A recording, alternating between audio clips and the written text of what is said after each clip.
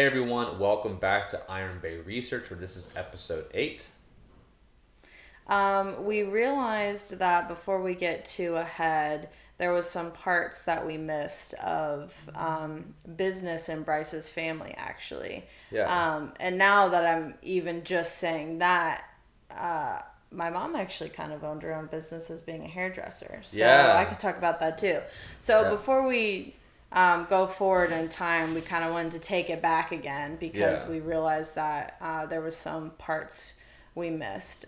So first, there's several people in Bryce's life that actually owned their own businesses and were Yeah. entrepreneurs. So I guess we can say the entrepreneur spirit runs in Bryce's The blood, like blood. rampant. Yeah.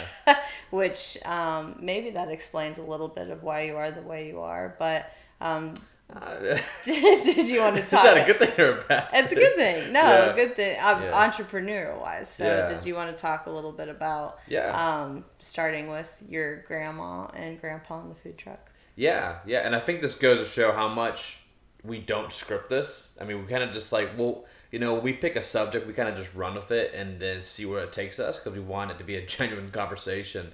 But I was actually talking to your dad, and he was like, "You never talked about this," and I was like, "Oh yeah, duh." And then it kind of led to one thing another, and we're like, "We got to go back." So there was, uh, sorry, our dogs are like running around outside. So there was 3 people in my life, and they all had different businesses. On my mom's side, my grandma and then my grandpa owned a food truck in San Francisco. And then my dad's mom, my grandma, owned a steakhouse, and then my dad owned a contracting business. We can talk about the food truck first.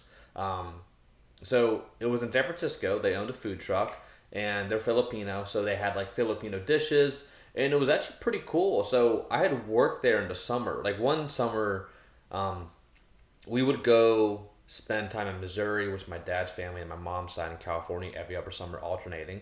And one summer, I remember I was old enough and I started working in the food truck, and it actually happened to be one of the last summers they were working it. And so my grandpa, they had bought a food truck, and they had Filipino food in it, and they had catered mainly to the airport workers. And it was funny, I recently, like it was like a year ago, I talked to him about like what happened, like why'd you start it, what happened, why'd you close it. And it was very interesting about how macro events can affect a business. So they were working at Bank of America, they got really bored of it, they left, and then my grandpa and my grandma, they borrowed money, or they had, I don't know if it was debt or they had equity investing from my grandma's parents, and they bought a food truck, and they bought the food truck route, which is an asset because you don't want to have all these food trucks jumbled on one another. So, how does that work if people aren't familiar with buying a route? People might not realize that with food trucks. Yeah, yeah. That's the So only way legally that you can maybe. yeah, so it depends. Like it's like an ordinance, a city ordinance. So let's say like you have Main Street, right? Main Street is where all the bars and restaurants are, and everyone's out and tourists. That's where you want to be. Well, to get the permit to park there and sell food there, that's a valuable asset, versus selling it on a back road that's not well traveled. And so they had bought the truck route by the airports. And before 9/11, workers could leave the airport, go eat, get lunch, and go back in. And they said business was booming. They were doing really well. But then 9/11 happened. So now the workers couldn't leave the airport. Oh, wow. Yeah, and so their business just got really hit bad. Oh, I didn't realize that. Yeah, yeah, because Actually. I was like, well, why? Because Yeah, why no did one they shuts down stop? good businesses. You still Yeah. do that, but they had to shut it down because I think their sales declined like 90% because Yeah, now their sure. workforce couldn't come out. And I remember when I would work there, I was young. I can't remember the exact Yeah, age. well, if it was 9/11, before that, you would have been like 8. It was after 9/11 when I was working there. Oh, okay. Yeah, yeah, yeah. And so, and me working there, like, I would work the register, and I would, like, when someone came up, I would help inside the truck, and I would, like, make sure they weren't stealing anything. Really, I was just there eating a lot of my grandpa's You were probably stealing I was just food. eating my grandpa's fried chicken. It was, like, really good. That was, like, his thing was Tito's fried chicken. It's the best fried Yeah, chicken in so- the world. I was paid $5 a day, and to be fair, I probably ate about $30 of food. Okay. Just being there all day. But I remember one time. So really, Bryce I was a net loss. put his grandparents out of business. Yeah. They didn't want to tell you. It wasn't 9/11. He was being nice. You. I was a detriment to the business. I was definitely a downfall. But I remember one time we had parked the truck at this parking lot, and we were cleaning up, and then my grandpa was counting the money, and we'd made $200. And I remember I had a party popper in my pocket for some reason, and I was like, "Yay, party popper!" And I celebrated because I thought that was a lot of money. Yeah. Right? I was like, "Whoa, that's a lot of money." Because in my mind, it's like, "Well, I made $5 a day." Yeah. So too is like, "Wow," But you're a kid, you don't think about it. And now looking back, I realize like, wow, yeah, that's definitely not nearly enough to operate a food truck because he had himself, an employee, he had maintenance, your food margins. Your material and food and supplies are going to cost you probably 50%. So if you sell a cheeseburger for $10, probably costs you $5 to make it. So like the margins aren't really good. And looking back, I'm like, yeah, it does make sense why they shut it down, why they didn't like sell or anything like that, because it just was unsustainable. Yeah. But that was one, and it's weird because even though I'd worked there, it wasn't until later that I ever really I knew they had a food truck. But we never talked about it. Like, hey, this is a route. You didn't think, other than being a kid and being enamored, you didn't really analyze money at that time. So I think... you said after 9/11, how... That's very vague. That's 30 years of time. So I was just referencing that business was good before 9/11, then after 9/11. Because I had the food truck for so you were still only 9 or 10 though. Yeah, I was definitely before middle school. Okay. Yeah, cool. When that happened. Okay. So that was one. And then the second one was my grandma on my dad's side. She had a steakhouse in Missouri.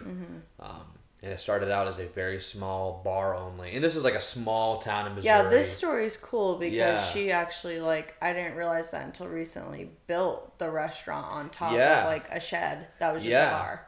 So before it was this town called Mountain Grove. And it had a very small even now the population is under 10,000, I think. And this was, 30, 40 years ago. Sure. She had bought a little bar that was beer only, no liquor, no food, and then she slowly expanded it. Her house was right next door, so when we would go there to Missouri in the summers, I remember growing up, we would live in her house, and her steakhouse was right next door. It was called Club 60. So if you're ever in Springfield, it's the closest major Missouri city to it. It's about an hour and a half away. Yeah. South to Mountain Grove. Pretty good Check food. It out. At least for all I can remember. Yeah. It's new ownership now, obviously. But yeah, as kids, we'd work there. I don't think we got paid. And if we did, maybe $1. But I wasn't too involved there. I think we would go there and mess around in the kitchen. I remember she had a French fry curling machine. Yeah, you would take a potato and you'd stick it in this thing and you'd crank it and it would cut the spirals on a curly fry. And I remember doing that a lot. And I think Alexa, my older sister, she had spent one summer maybe doing a little bit of waitressing work, actually taking orders, but nothing too serious. And then I remember we'd play around with the soda gun. Okay. Yeah. A memory that comes to my mind about Club 60, and one, I never went there as a child because they were always visited before Bryce and I were dating. Yeah. But I remember your grandma telling us the story of how someone came to sit in her restaurant and was a friend of a friend. Such a good story. And your grandma, you can continue it on if you want, but I love this story. It's so good. This is probably my favorite story. It has to do investing. It has to do with investing, which we'll eventually be getting to on this channel. And it's just so organic and so cool. And turns out, you can make good investments, but you just never know how you could find a diamond in a rough. Oh, so unexpectedly. So juicy. So, so my grandma's very, she's from Missouri. She's very salt of the earth. I don't know if it's the right term, but just very homey. Yeah. She is savvy. She was a good restaurateur. She succeeded. That's a very hard business, but she is savvy and the common sense of that way. But there was someone passing, not stopping in Missouri, but passing through, and it was the guy that founded O'Reilly's Automotive Parts.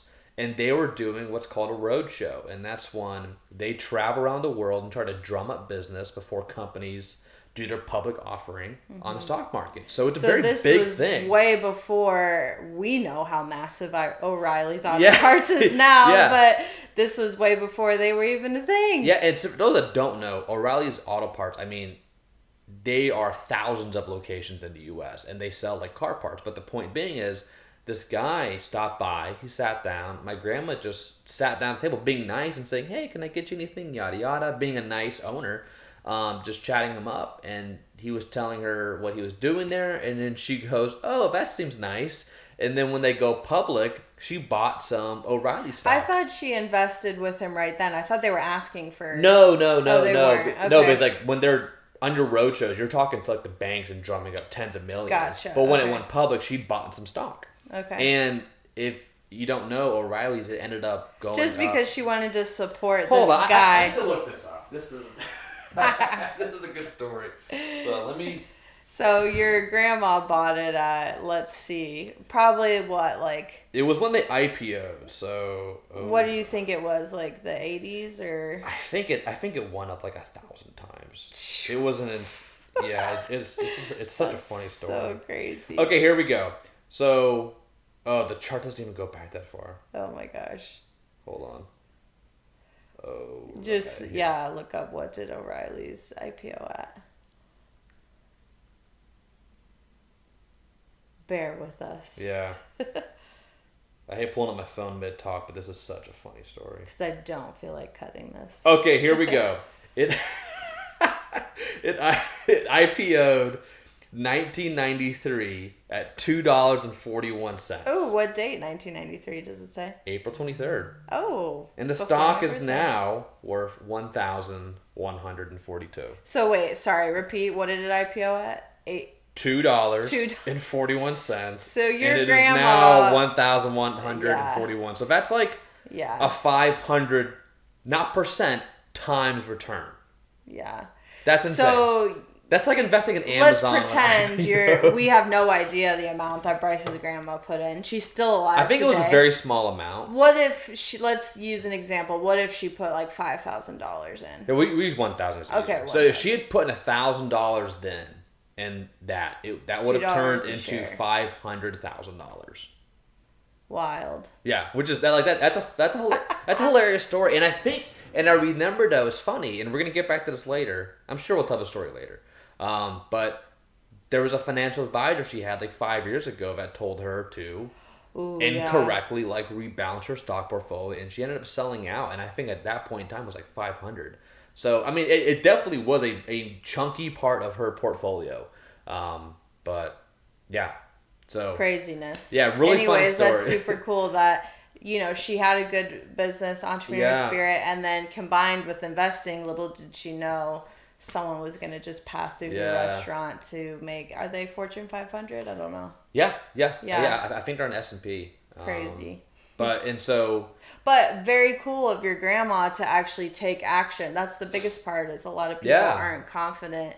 She was like, wow, she liked what she heard, and I would prefer to give your grandma more credit. Obviously, we weren't there for the conversation. It probably wasn't just... she did it. It probably wasn't just he's nice, let me go ahead. She probably thought about it, liked what she heard, and geez, she's reaping the benefit of it, which is awesome. And that's a point in time, I mean, this whole thing's a good conversation, to where, she had a business. Mm-hmm. If she had, let's say, $1,000... she could have reinvested that into the business or put it elsewhere. So it's not like she had money sitting that didn't have anywhere else to put it. Mm-hmm. She had options. And so she made the capital allocation decision to, hey, let me put it here. Mm-hmm. So anyways, cool. Fast forward, she ended up selling it, funny enough, from a guy in New York who was a cook, who wanted to move out there and kind of get a fresh start. And she seller financed him the whole thing.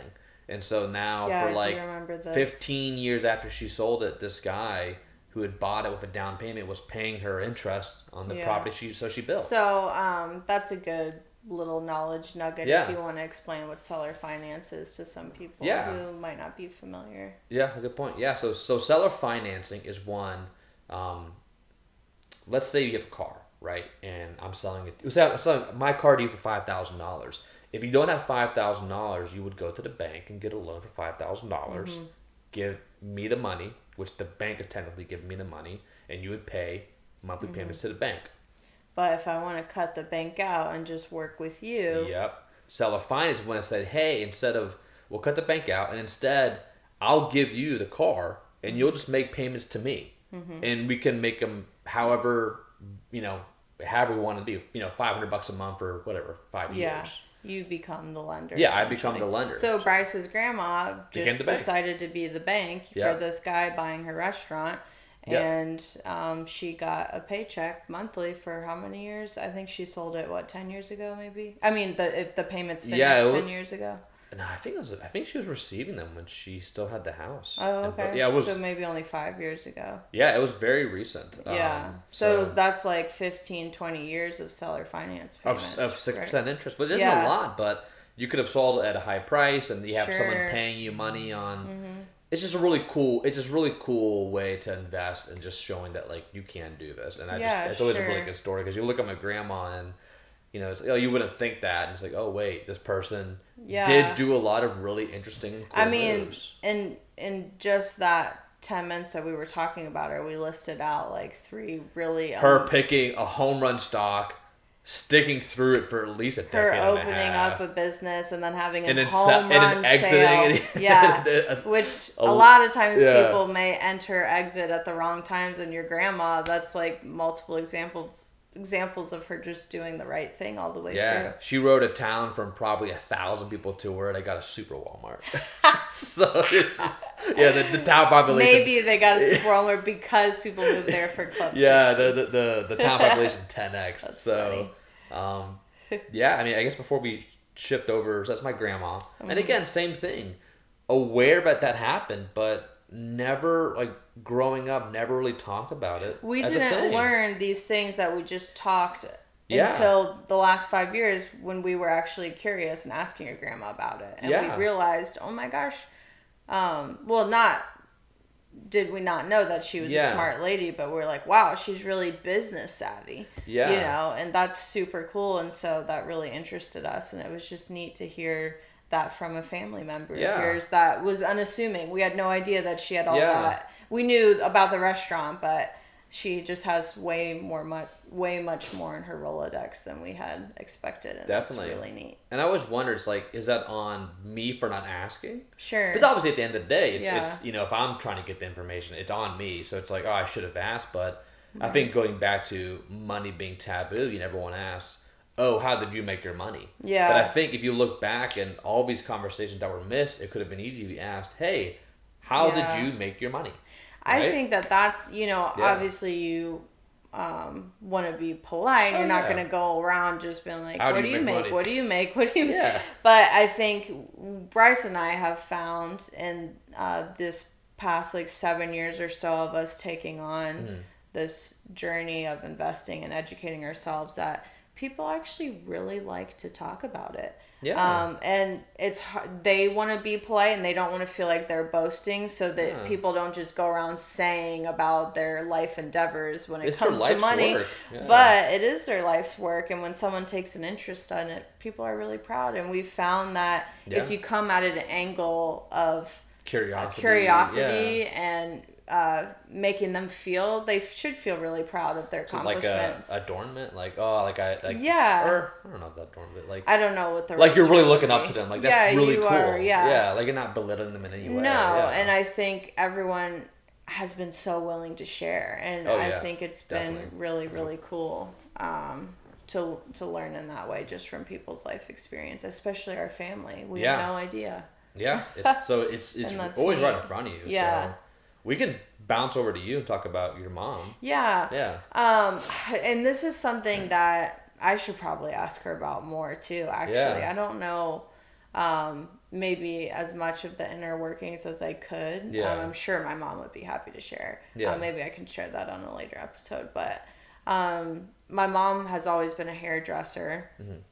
And she did work in the hair cuttery for a very long time, but eventually We had this, and a lot of hairdressers do this where they, on the side, they'll cut hair at home.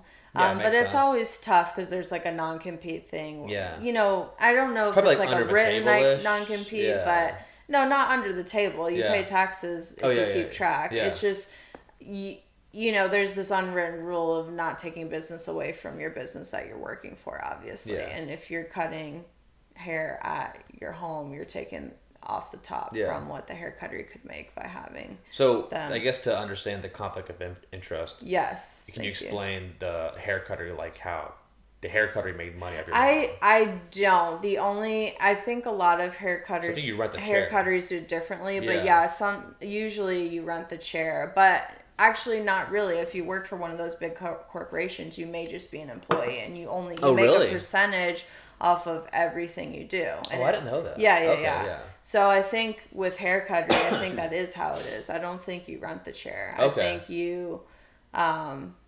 you just make a percentage, and Yeah. that's why when you go get your hair done, they're constantly trying to sell you product because they get a commission on the product that they sell you, Like as upsell well. you, like, oh, do you like the Yeah. shampoo? Can Yeah, I yeah, give this to yeah. you? Okay, Exactly. that makes sense. Yeah. So, and my mom she wasn't into that. She just like, that always gave her anxiety having Yeah. to push product and, deal with corporate type stuff Yeah. for cutting hair. She's like, I just want to cut hair Yeah. and make a couple bucks, because she mostly worked part-time because she took Yeah. care of my sister and I and raised us while my dad worked full-time. Yeah. But anyways, when she did it at home, it was actually pretty cool because she would just do it in our kitchen when we lived in a townhouse. Yeah. But we moved to a single family home when I was like 8 or 9. And the previous owners of our childhood home, Oh, yeah. So the good. wife was a clown, and that was not calling her a clown, but like No, an actual clown. she was a clown. She did parties and stuff like Yeah. that. And there was this random room in the basement that was her dressing room. It was her Yeah. clown room. So it was kind of cool.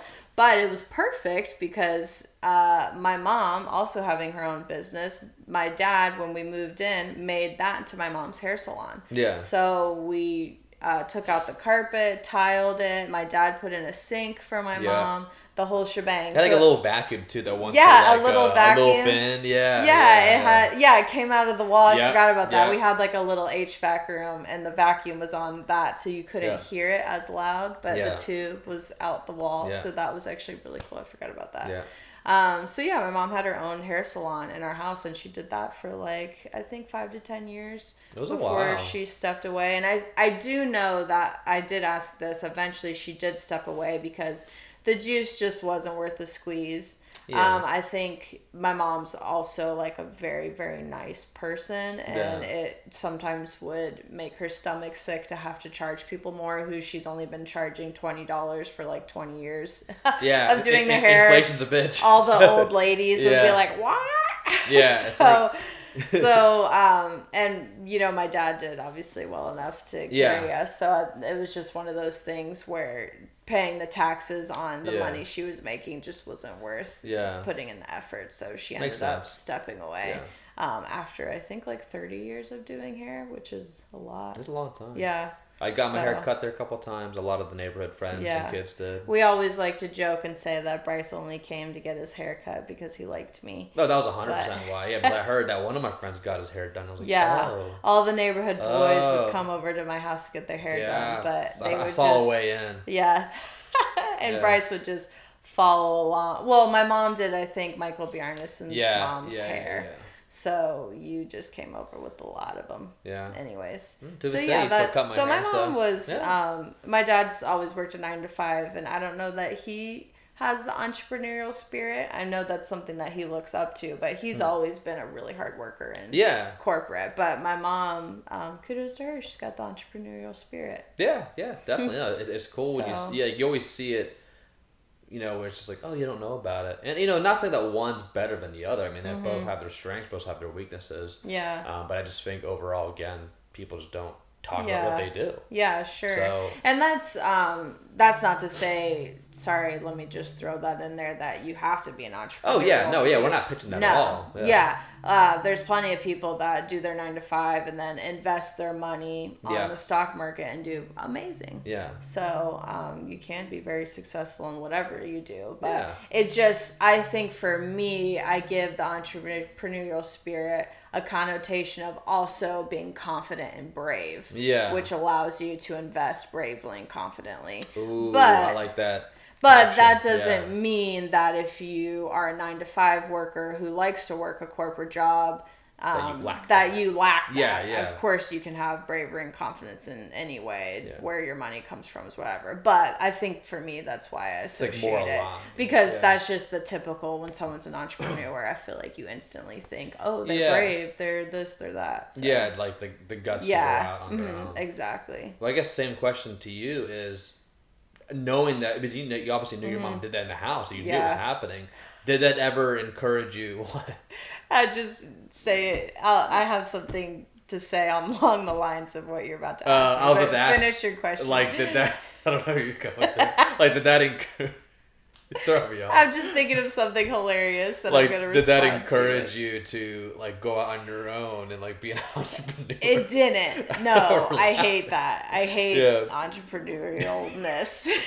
I am not brave in that way. So no, I was never hustling. That's not my personality. But money wise, the only thing that I can say that I knew at that time was, obviously most people at that time, before all payments were electronic, paid my mom in cash, and she had her little money box in the hair salon. And my sister and I were good. We always said, but it was always like, you check to see if she has cash, and then you're like, okay, she's got 20s in there. You go upstairs, Mom, can I have yada yada? And she's like, yeah, sure, I think I have yada yada. And you're like, yeah, I know. And you go back down and you get your 40 or 60 bucks for the movies or whatever you need out of it. So yeah, my mom supported a lot of our extracurricular activities with her. So you guys were front running the information? We were, yeah. I'd be like, let me check to see if there's cash in the box before I ask her for money, because I know. Well, she did it. Did you still ask? Yeah, because she'd probably have it in her wallet. There was 2 places. It was in the little money box in the... Because she'd also have people would pay her with checks, so she'd just keep them in there until the end of the week, and then she'd go cash them.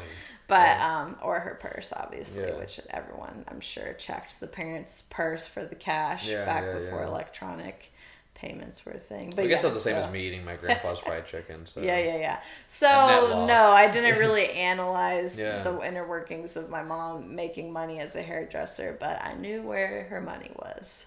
Fair enough. Yeah. So box is looking light, Mom. Yeah.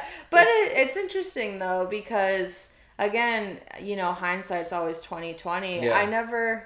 I don't know why I never put my mom in the entrepreneur box, which is weird. I think because when I analyze my mom's personality, she's very much like your grandma in that way, where my mom's just like super nice, very laid back, and has been, a stay-at-home mom for a lot of my life other than the hairdressing. But I mean, actually that's pretty badass that she definitely did it on her own. Yeah, but at that moment they're like, do I keep staying at the hair cuttery? Yeah. Or it was, and just that personality or realization of not being happy and wanting to make yourself happy, which I think is really cool and admirable, whereas on the flip side, my dad, just because it's easy to compare the two because they're very different, my mom and my dad in that way, work-wise, is my dad, he's got the type of personality where if he's not happy, he's gonna show them, like prove them.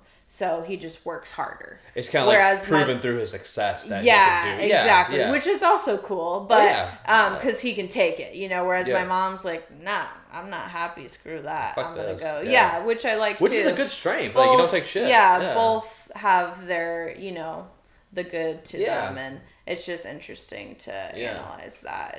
Everyone's different, but it is cool if you want to step away because you're not happy and you just make your own way, which Yeah. I admire because that's not my personality. I'm too scared. Well, I think it's just more prevalent now because you hear people all the time just, oh, I can't find a job, this and that. There's a really funny stat. I can't remember where I read it from, and I might be making this up. I don't know. But it was like immigrants that struggled to get jobs because maybe the paperwork, the taxes, like those are the most prevalent to start up businesses because there are no other options.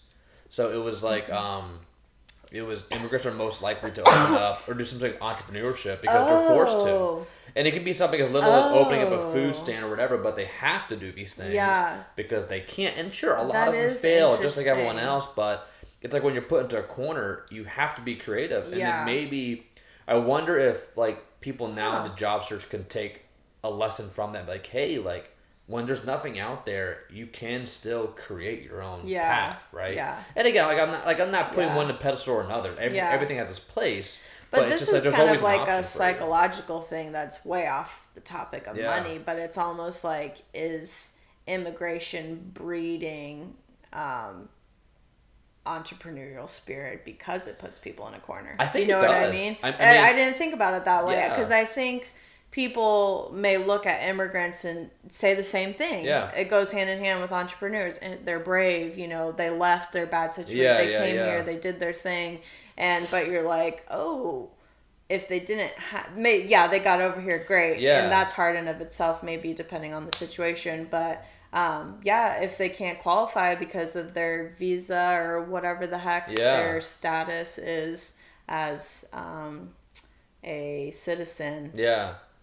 You're right. Maybe like struggling to get hired, they have to be. Like, they have to do it. Yeah. That's so interesting. Yeah. I never thought about it that way. Yeah, and I'm sure it's like it's sure the failure rate's high, but when you have no choice, so it's just it's a very easy jump to say like, you know what, let me just like get a truck and buy some paintbrushes and like go paint someone's house. Yeah. And then, like, oh, hire someone now, and next thing you know, 5 years later, you own like a really successful painting company, or like a restaurant that you start from. Like my grandma, you had a bar, and then you had a restaurant. Or your mom cutting hair in the basement, like that could have easily, or not easily, but that could have led to something bigger if they pursued that. Yeah. Right? So it's just it's opening the door to entrepreneurship, and then some succeed, some don't, but those that do, it's a cool starting point. Yeah.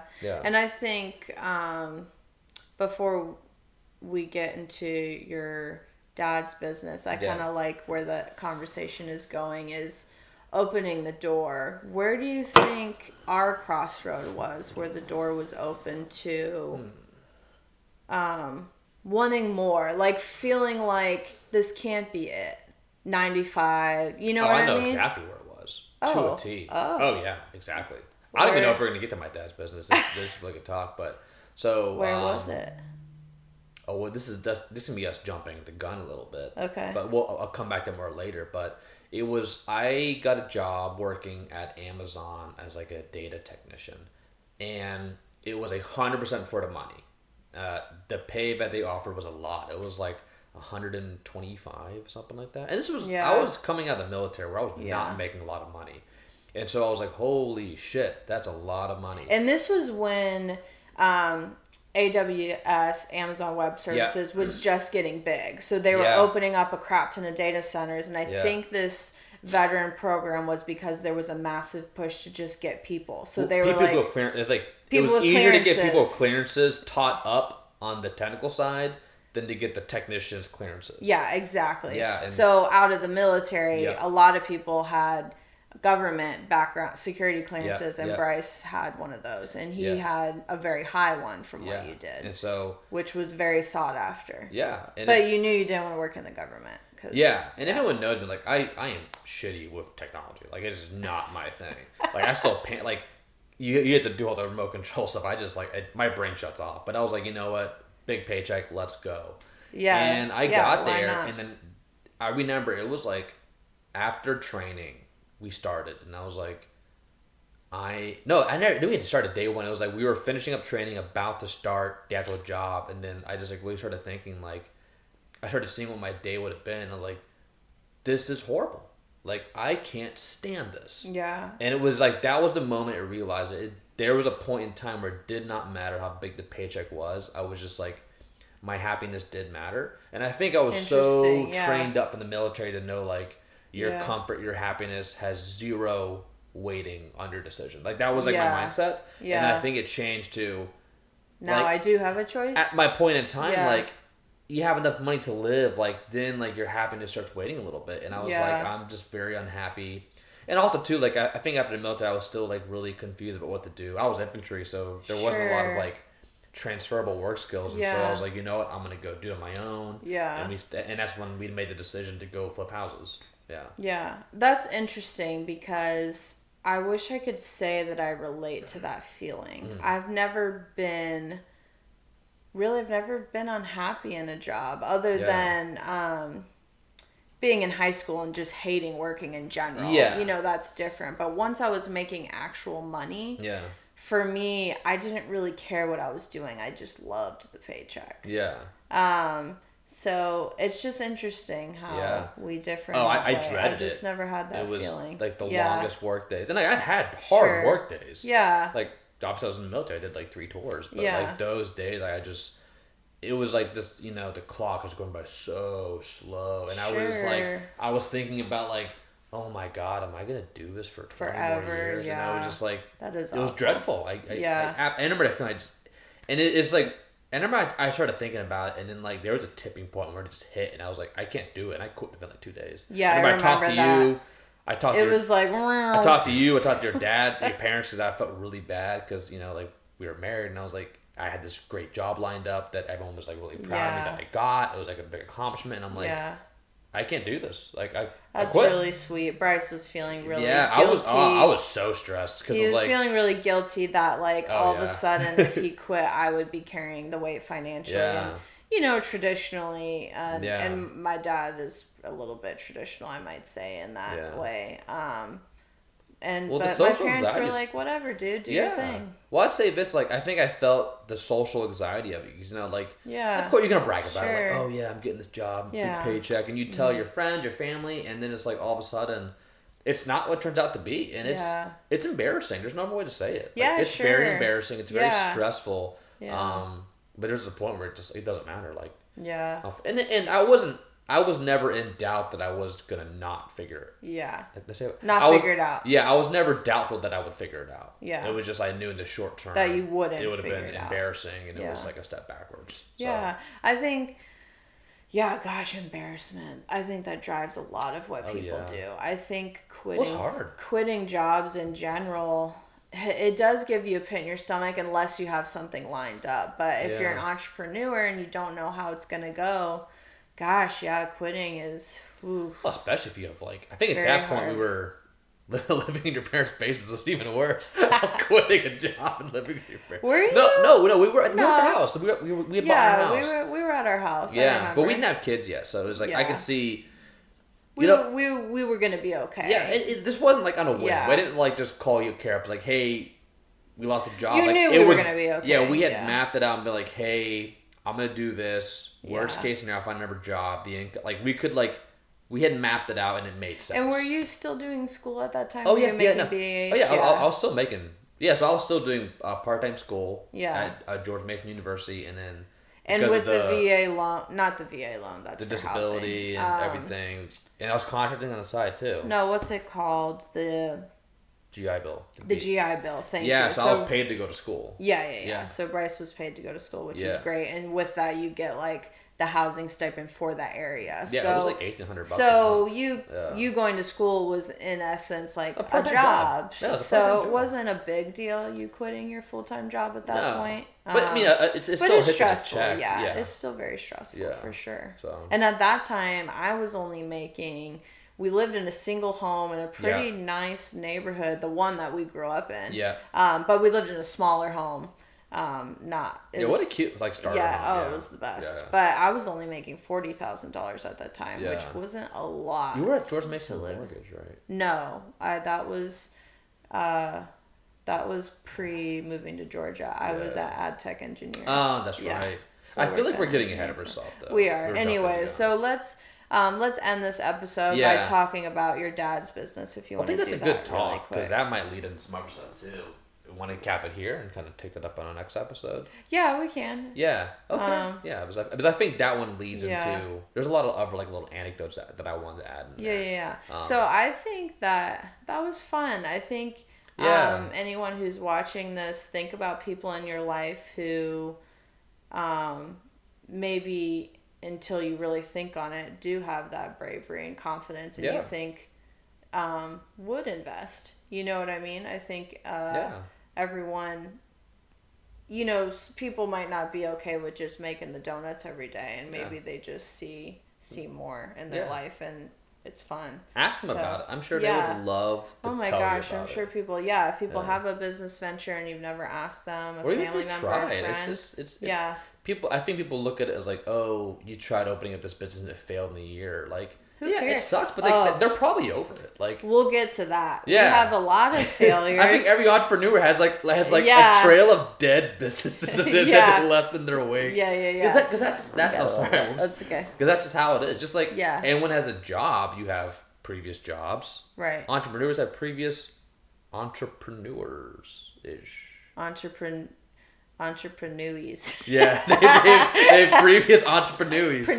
Yeah, they have previous preneurs. Ventures. They have previous ventures. Yeah. They have previous ventures. So ask them about it. I'm sure they would love to tell you about it. Yeah, because that's what we found. People love to talk, and it's cool. Yeah. You just have to ask. I mean, this is a show about us talking. Yeah. So about ourselves. Well, with that, thanks to you guys for joining us. We will catch you guys on the next episode. Yep. Bye. Thank you guys for watching. If you liked this and want more, subscribe or comment below. We'll see you here next time on Iron Bay Research. Bryce and Kara signing out.